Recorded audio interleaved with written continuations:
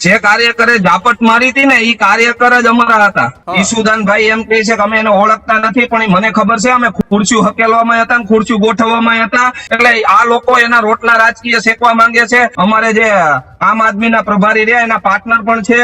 ઘણા બધા પણ કાર્યકર્તા આવી રીતના નીકળવાના છે અને ટૂંક સમયમાં આપ જોશો કે કેવી રીતના નીકળશે.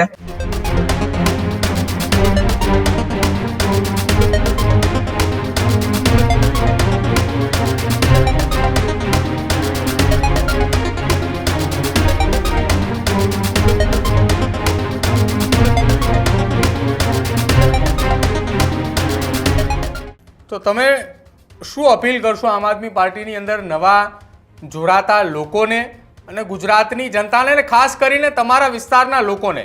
કેમ કે ભૂતકાળની અંદર તમારા જ વિસ્તારની અંદર આમ આદમી પાર્ટીની એક સભા હતી અને ઈશુદાન ગઢવીને સવાલ પૂછવા માટે એક વ્યક્તિ આવે છે અને એને આમ આદમી પાર્ટીના જ કાર્યકર્તાઓ મારે છે. આવી પણ ઘટના તમારા જ વિસ્તારમાં બની હતી? એ જે કાર્યકર્તા હતા એ અમારી ભેગા જ હતા. ઈસુદાનભાઈ એમ કહે છે કે અમે એને ઓળખતા નથી, પણ મને ખબર છે અમે ખુરશીઓ હકેલવામાં હતા ને ખુરશીઓ ગોઠવવામાં હતા. અને એ અમારે જે આમ આદમીના પ્રભારી રહ્યા એના પાર્ટનર પણ છે.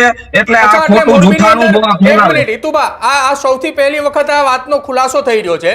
હું તમને આ પૂછી રહ્યો છું, અત્યાર સુધી આ વાતનો કોઈ ખુલાસો નહોતો થયો. ઈશુદાન ગઢવીની મોરબીની સભાની અંદર જે વ્યક્તિ ઈશુદાન ગઢવીને સવાલ પૂછવા આવ્યા હતા એ ભાજપ સાથે જોડાયેલા હતા કે તમે જે રાજકીય પાર્ટીમાં હતા આમ આદમી પાર્ટીમાં એની સાથે જોડાયેલા હતા? જે કાર્યકરે ઝાપટ મારી હતી ને એ કાર્યકર જ અમારા હતા. અને જે ભાઈ આવ્યા હતા ને એ કોઈ ભાજપમાં કે કોઈ પક્ષમાં જોડાયેલા વ્યક્તિ નહોતા. એ તો એનો ખાલી પૂછવા આવ્યા હતા પ્રશ્ન કે આ સીસમેલ બનાવ્યો ને એવી રીતના એની કઈક વાત હતી. એટલે એ બાબતે પૂછવામાં આવ્યું, પણ એને બિચારાને ઝાપટ પડી આ સભામાં. એટલે હજી જો આગળના પબ્લિક નહીં સમજે ને તો હું તો એમ કહું છું કે હજી ઘણાને જૂતાય આવશે. અને મને એમ છે કે જો આની સરકાર આવશે ને તો અંદરથી છરાન ચાકુ ને એવું બધું આવશે.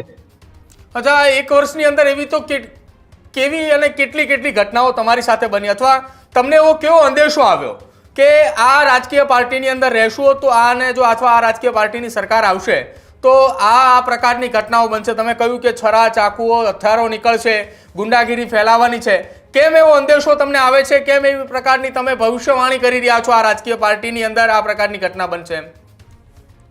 હાલ જે મેં પરિસ્થિતિ જોઈ છે કે આમ આદમી પાર્ટી એમ કહે છે કે આ આમ આદમી પાર્ટી એટલે નાના માણસોની પાર્ટી છે, ગરીબ માણસોની પાર્ટી છે. તો આ તો અમીરની પાર્ટી છે, કોઈ ગરીબની પાર્ટી નથી. અડધા કરોડની ગાડી લઈને જવામાં આવે છે, લોકોની વચમાં ખુરશી નાખીને પોતે બેસે છે, પબ્લિકને નીચે બેહાડે છે. તો આમ આદમી પાર્ટી કઈ રીતના કહેવાય? તમે એક લોગો ફેરવી નાખો અને એમ કહી દો કે આ અમીરની પાર્ટી છે. આમ આદમી પાર્ટી ગરીબની પાર્ટી નથી, અમીરની પાર્ટી છે. આવા દ્રશ્યો મારી અંદર આવતા હતા અને જેમ કેમેરાની જેમ અંદર ફિટ થાય એમ મારી અંદર ફિટ થતું જતું હતું. અને પછી મને એવું થયું કે હવે આ મારા લાયક પાર્ટી નથી અને હું ગુજરાત આરે કઈક મોટો છેડો કરું એવું મને અંદરથી થતું હતું. જયારે હું રાતના ત્યારે મને એવા વિચાર આવતા હતા કે હું ખરેખર ગુજરાતની પબ્લિકને ગેરમાર્ગે દોરવા નથી માંગતો. અને જો આ પાર્ટીમાં આવશે તો ભવિષ્યમાં ગુજરાતને મોટું જબર નુકસાન થઈ શકે એમ હતું. તો એના આ મીડિયાના માધ્યમથી હું બધા જે યંગ મારા મિત્રો છે, ભાઈઓ બહેનો છે, હું એને એક જ અપીલ કરું છું કે આમ આદમી પાર્ટી આપણા માટેનું વિકલ્પ નથી. ભ્રષ્ટાચાર તો બધે હશે, ભાજપમાં હશે ને કોંગ્રેસમાં હશે, પણ આટલી બધી ગુંડાગીરી જો આવશે તો એ આમ આદમી પાર્ટીમાં આવશે. એટલે હું બે હાથ જોડીને નમ્ર અપીલ કરું છું કે કોઈ જોડાતા હોય તો પ્લીઝ જોડાતા નહીં. મને બહુ ખરાબ અનુભવ થયા હશે અને ગુજરાતમાંથી ઘણા બધા પણ કાર્યકર્તા આવી રીતના નીકળવાના છે અને ટૂંક સમયમાં આપ જોશો કે કેવી રીતના નીકળશે. અચ્છા હિતુભાઈ, એક સવાલ મારે આપને પૂછવો છે. આપ એક વર્ષથી આમ આદમી પાર્ટીની અંદર જોડાયેલા હતા. જે રાજકીય પાર્ટીમાં તમે જોડાયેલા હતા એ રાજકીય પાર્ટીના નેતાઓની સામે છેલ્લા કેટલાક સમયથી ફરિયાદોનો દોર ચાલી રહ્યો છે. એ તમને પણ જોયું હશે, સમાચારોમાં પણ તમે સાંભળ્યું હશે. એ દારૂની હેરાફેરીની અંદરની વાત હોય, મહિલાઓની છેડતીની વાત હોય, ચેક રિટર્ન ચેક બાઉન્સની ઘટનાઓની અંદર પણ વાત હોય. આ પ્રકારની ઘટનાઓ બને છે ત્યારે આમ આદમી પાર્ટીના પ્રદેશના નેતાઓ કેમ કોઈ જવાબ નથી આપતા? એમાં એ કોઈ નિવેદન નથી આપતા? અને જ્યારે જે તે વિસ્તારની અંદર કોઈ નાની અમથી ઘટના બને અથવા ભાજપના નેતાઓ કોઈ ગુનેગારોની અથવા કોંગ્રેસના નેતાઓ કોઈ ગુનાને અંજામ આપે છે તો તરત જ આમ આદમી પાર્ટીના તાલુકા લેવલના, જિલ્લા લેવલના નેતાઓ દોડીને પોતાના નિવેદન આપે છે. પ્રદેશમાંથી આવી કોઈ સૂચનાઓ આપવામાં આવે છે નિવેદનો આપવા માટેની?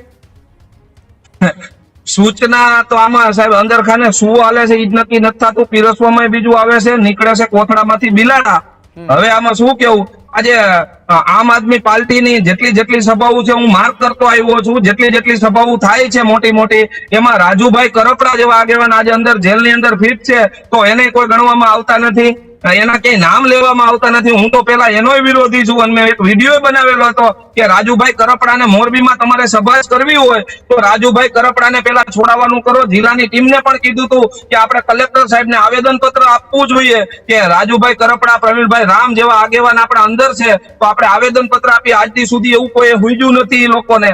અને જયારે આ સભા ગોઠવાની ત્યારે સભામાં પણ મેં આવા એક વિડીયો બનાવ્યો હતો, સોશિયલ મીડિયામાં વાયરલ પણ કરેલો હતો, તો આજ સુધી એનું કોઈ આવ્યું જ નથી. એટલે આ લોકો એના રોટલા રાજકીય શેકવા માંગે છે.